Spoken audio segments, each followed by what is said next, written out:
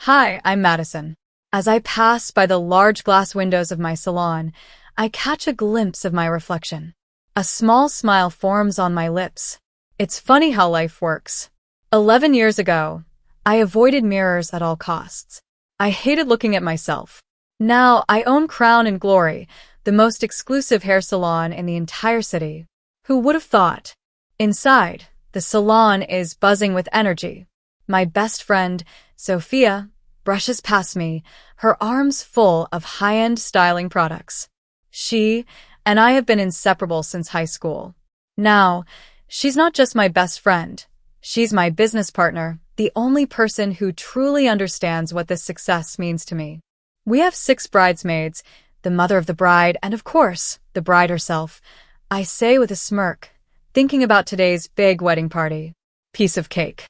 But as I tuck a loose strand of hair behind my ear, my fingers pause for a moment. It's a habit I've never quite broken. My hair now falls in long, healthy waves past my shoulders, so different from the choppy, uneven cuts I used to have as a child. Sophia notices my hesitation. Her voice softens as she looks at me. Remember when Cheryl used to drag you to that terrible discount salon every 3 months?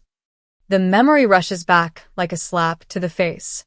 My stepmother, Cheryl, standing behind me, her voice dripping with fake concern. Madison's hair just grows so fast, Henry, she would tell my father, pretending to sound reasonable. You know how wild it gets.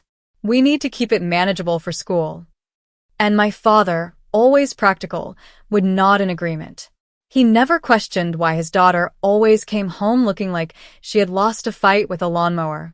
Meanwhile, Cheryl's daughters, Evelyn and Hannah, sat at home, brushing their long, beautiful hair, smirking when I walked in the door. Those weren't haircuts. They were punishments. I exhale sharply and straighten a row of scissors on the counter, pressing them down harder than I need to. Every time someone complimented my hair, every time a boy at school noticed me instead of Cheryl's precious daughters, she made sure to remind me of my place. Snip, snip, snip. Chop, chop, chop. Sophia watches me carefully. She was always the one who found me crying in the school bathroom after another forced trip to the stylist chair. Your dad never realized, she says quietly, because Cheryl always waited until he was traveling. I nod. Of course she did. But that was then. Now I own my own salon. I create beauty instead of having it taken away. And no one, no stepmother, no cruel sibling, no past pain, can ever take that from me again. I lift my chin and smile at Sophia. All right, I say, let's get this wedding party ready. Today, I get to help other women feel beautiful. And that is something no one can ever take from me. I bet by the time my dad got back, she had him convinced it was my idea, I mutter. That I wanted an easy, short haircut because of swimming. I remember those dinner table conversations so clearly. Evelyn and Hannah would sit there, twirling their long, perfect hair, while Cheryl beamed at me. She would act so proud, telling everyone how mature I was for choosing practicality over vanity. I was just a kid. I never had a choice. The sound of the front door chime pulls me back to the present. I straighten my posture, slipping into my professional smile out of habit. But just before greeting our first client, I steal one last glance at my reflection. The scared teenager with the uneven, choppy haircut is gone. In her place stands a woman who turned her pain into something powerful. A woman who took her stepmother's cruelty and built something unstoppable. As I walk to my station, I lean towards Sophia and whisper, "You know what the best part is?" She raises an eyebrow. What? Every single time someone walks out of this salon feeling beautiful, it's another victory over Cheryl. A slow, satisfied smile spreads across my face. Because, trust me, there are plenty more victories ahead. Sophia grins, catching the spark in my eyes. Speaking of which, didn't Hannah just post about wanting a makeover for her wedding? Oh, yes. I pick up my favorite pair of scissors, twirling them between my fingers. This is going to be interesting. The front door chimes again. I turn toward the entrance, and the scissors nearly slip from my hand. There they are. Cheryl, Evelyn, Hannah. They walk into my salon like they own the place. 8 years since I left home, and they haven't changed one bit. Same entitled expressions. Same smug attitudes. But they don't recognize me. Not at first. I'm not the same girl they used to control. I'm standing here in my sleek black uniform, radiating confidence, success, power. Cheryl's voice is as fake as ever. "We need your best stylist," she announces, acting as though she's gracing us with her presence. That sugary sweet tone used to make my stomach twist in fear. Not anymore. "My daughter Hannah is getting married," she continues. "And we want everything to be perfect." Across the salon, Sophia meets my gaze, her lips twitching in amusement. She turns to them smoothly. "Of course," she says, her voice dripping with professionalism. "Let me introduce you to Madison. She personally handles all of our VIP clients." The moment Cheryl hears my name, I see it, the flicker of recognition in her eyes, the slight hesitation, the way Evelyn and Hannah suddenly stop twirling their hair. I smile sweetly. "Oh, don't worry," I say, picking up my scissors again. "I'll make sure Hannah looks perfect. This is going to be fun." I take my time walking over, watching as Hannah admires herself in the mirror. She tilts her head slightly, making sure her engagement ring catches the light. Meanwhile, Evelyn lazily flips through a magazine, barely paying attention. "Did you see Madison's profile in the business section?" Evelyn scoffs, rolling her eyes. "She's running some little salon across town. Can you believe she thinks she can compete with real places like this?"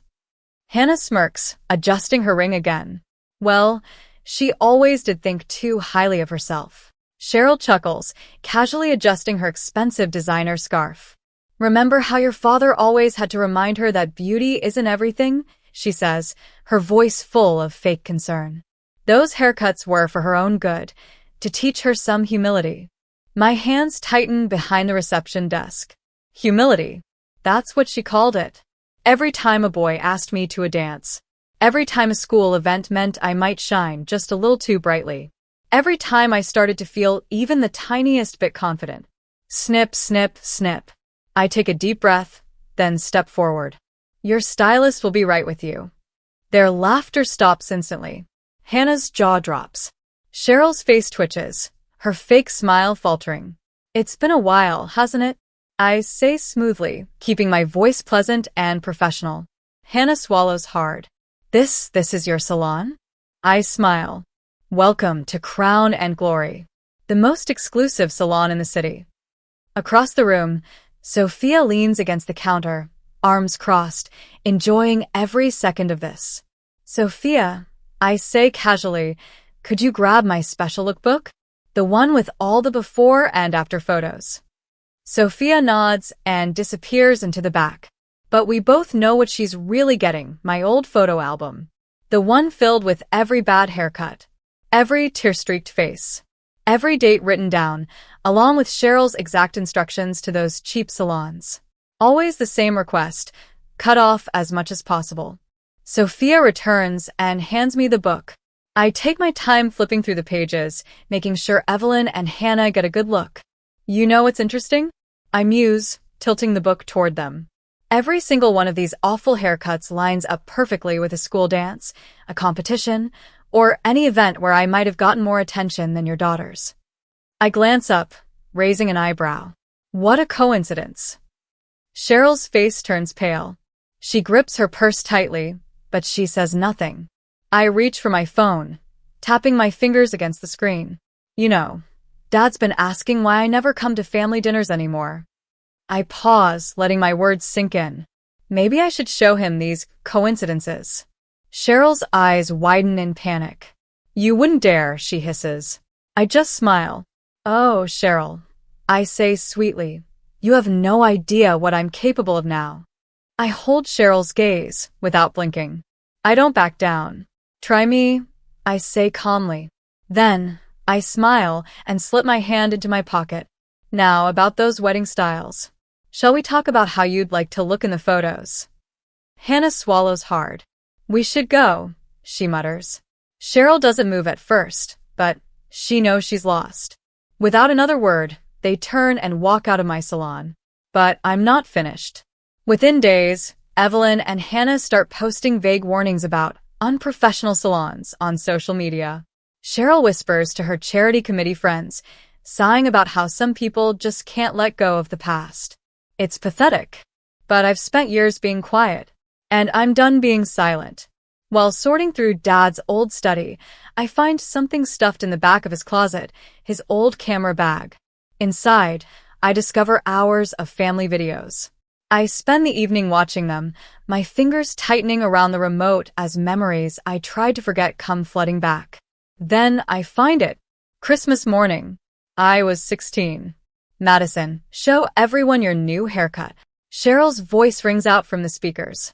The camera shifts, zooming in on me. My hair is brutally chopped short, cut just before the annual family portrait.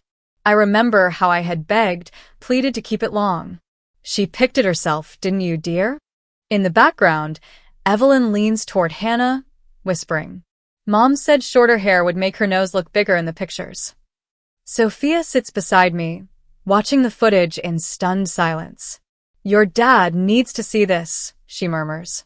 I nod. He will. And so will everyone else who matters. The annual Henderson family dinner is just days away. Every important family in their social circle will be there. It's the event of the year. I arrive early, helping Dad set up in the kitchen. Remember how you used to braid my hair before bed? I ask, scrolling through an old picture on my phone. A photo of me before Cheryl decided that long hair was too much work for me. Dad frowns. She said you wanted it short. His voice trails off as I press play on the video. The screen fills with whispers, cruel comments, and the tearful aftermath of each forced haircut. Cheryl's smug smile as she chipped away at a young girl's confidence. Dad sinks into a chair, his face pale. My God, he whispers. I never knew. I should have known. But he didn't. And that's exactly why he's seeing it now. The Henderson Charity Gala. Cheryl's pride and joy. Her moment to shine. The elegant philanthropist. The perfect wife. The devoted mother. At least, that's what everyone thinks, until the truth finally comes out. Cheryl stands at the podium, her voice smooth and practiced. She gives her well-rehearsed speech about helping vulnerable youth, pretending to be a generous, caring woman. Then the screen behind her changes. At first, she doesn't notice. But the room does. Photo after photo flashes on the screen. A teenage girl, me, her confidence taken away piece by piece. Clips of Cheryl's own voice play through the speakers, clear as day. Her own words. Her own cruelty. The forced haircuts. The whispers behind my back. Then, Evelyn and Hannah's voices, captured without them knowing. Mom said shorter hair would make her nose look bigger in the photos. Mom didn't want her looking better than us. A ripple of silence spreads through the crowd. People shift in their seats, glancing at each other, unsure of what they just heard. Cheryl freezes. The smooth, fake smile on her face doesn't move, but I see the panic in her eyes. Slowly, she turns to face the screen. She stares at her own reflection in the evidence playing for everyone to see. This room used to belong to her. Now it doesn't. I stand up. My voice is clear and steady, louder than hers ever was. I believe that childhood emotional abuse is exactly the kind of issue this charity should focus on. Gasps. Murmurs. More shifting in seats. Then, my father rises beside me. His expression is unreadable, but his voice is firm. We need to talk. Now. The aftermath is swift and unforgiving. Cheryl is removed from the charity board. Her position? Gone. Her perfect social standing? Destroyed. Evelyn and Hannah's wedding invitations? Mysteriously lost in the mail. As for crown and glory? Booked solid for months. It turns out karma has a great sense of humor. And it looks really good on every client who walks through my doors. Dad stops by the salon every week now. He usually brings lunch and apologies. Apologies I don't even need anymore. We're rebuilding. Stronger than before. Sophia jokes that we should add revenge makeovers to our list of services.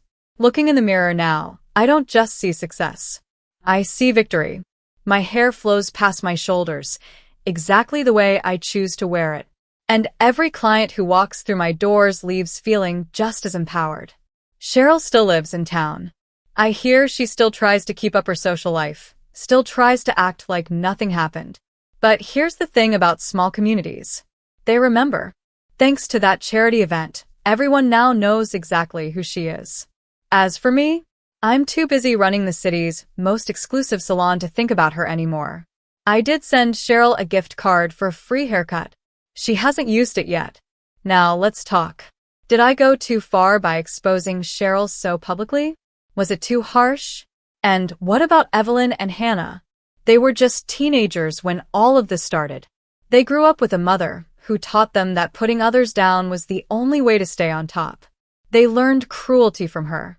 But now, their social status is gone. Their wedding plans are falling apart. Their lives will never be the same. Were they victims too? Or were they old enough to know exactly what they were doing? It's a complicated question. What do you think? Have you ever been in a situation where getting justice meant someone else got hurt? Maybe someone who deserved it. Maybe someone who didn't. How did you handle it? Did you hesitate? Did you move forward anyway? What would you have done if you were in my place? If this story feels familiar to you, if you've ever faced something like this, hit that like button. If you've ever had to deal with a toxic family, share your thoughts in the comments. And if you believe in justice, share this with someone who needs to hear it. Because sometimes, the best revenge isn't just living well. It's making sure the truth finally gets told.